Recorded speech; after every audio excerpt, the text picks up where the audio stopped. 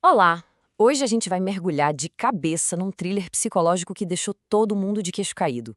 A Paciente Silenciosa, do Alex Michaelides. A premissa já é de arrepiar, né? Uma artista famosa, super conhecida, mata o marido a sangue frio e depois simplesmente para de falar.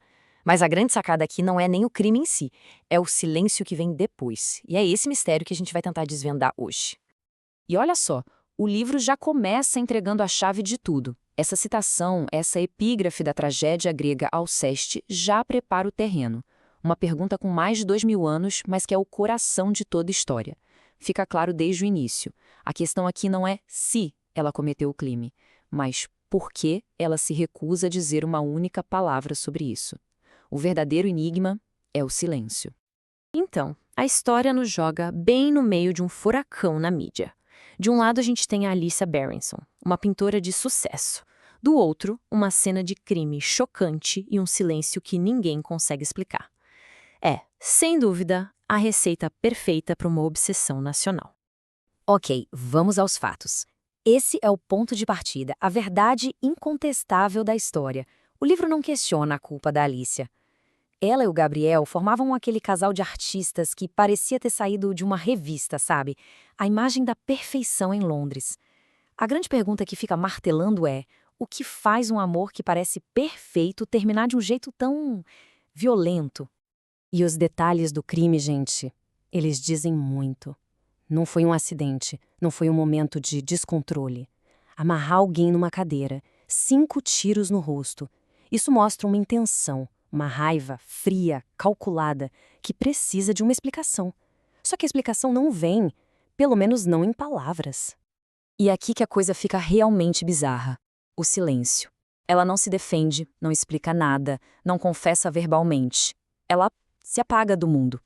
E esse silêncio absoluto acaba transformando ela de uma assassina numa figura quase mítica, um enigma que ninguém consegue decifrar. A única fala da Alicia, a única pista que ela nos dá, vem através da arte dela. Ela pinta esse autorretrato e dá o nome de Alceste, a mesma personagem da tragédia grega que voltou dos mortos, mas não conseguia mais falar. A pintura é a sua declaração. É uma confissão e, ao mesmo tempo, um quebra-cabeça ainda mais complexo. E aí entra em cena o nosso narrador, Tel Faber. E olha, ele não é um psicoterapeuta qualquer, não. Ele fica completamente obcecado pelo caso da Alicia. Ele chega a mudar de emprego, vai trabalhar no hospital psiquiátrico onde ela está internada, movido por um único objetivo: ser o cara que vai, finalmente, fazê-la falar.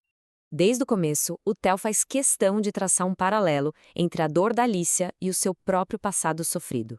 Ele acha que, por também ter conhecido a escuridão, ele é o único que pode entendê-la. Essa conexão que ele sente é o que o move. Mas é também o nosso primeiro grande sinal de alerta de que talvez o nosso guia nessa história não seja tão confiável assim. O Theo tem uma teoria. A resposta para o silêncio da Alicia não está no crime, mas lá atrás, na infância dela.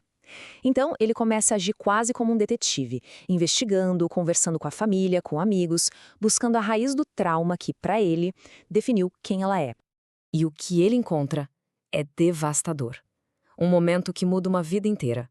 Uma criança que ouve o próprio pai dizer que preferia que ela estivesse morta. É um tipo de assassinato da alma, né? Pro Theo, essa é a peça que faltava no quebra-cabeça. A ferida original que explica toda a dor que veio depois. Mas bem quando a gente acha que tá começando a entender a Alicia, que as peças estão se encaixando, o autor vem e puxa nosso tapete. A genialidade do livro tá toda na sua estrutura, que foi feita para nos enganar. O que a gente está lendo não é bem a história como ela aconteceu.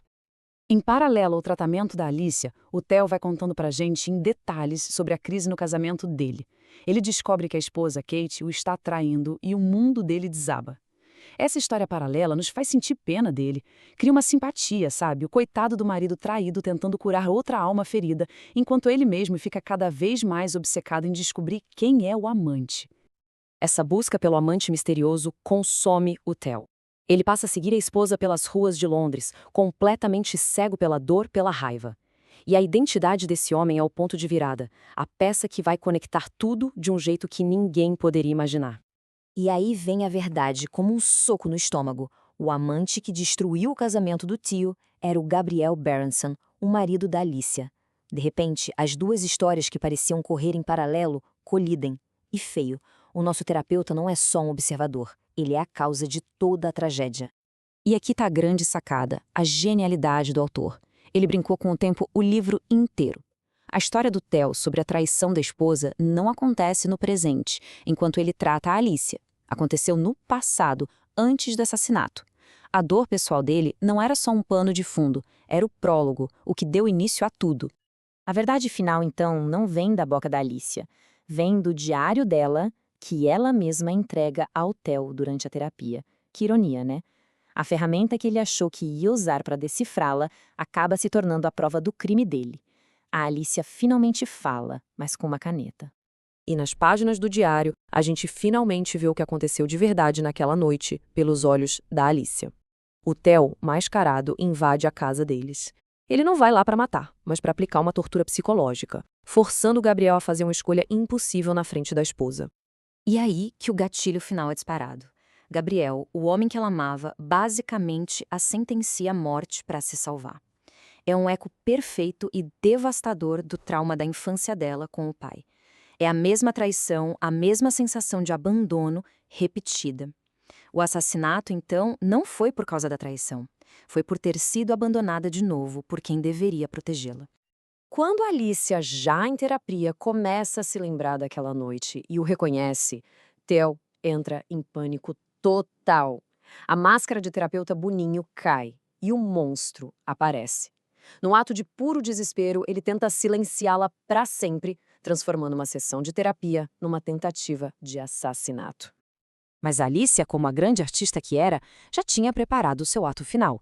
Ela escondeu a verdade no único lugar que ela sabia que estaria seguro, por trás da sua arte.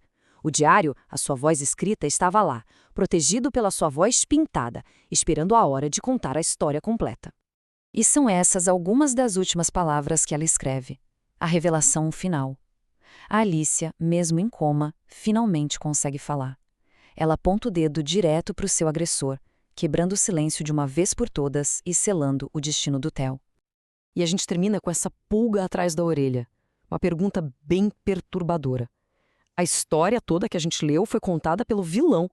Cada análise, cada interpretação que ele fez, tudo foi filtrado pela mente do homem que causou a tragédia. E isso nos força a questionar não só essa história, mas a própria natureza da verdade. Afinal, em quem a gente escolhe acreditar quando só ouvimos um lado da história?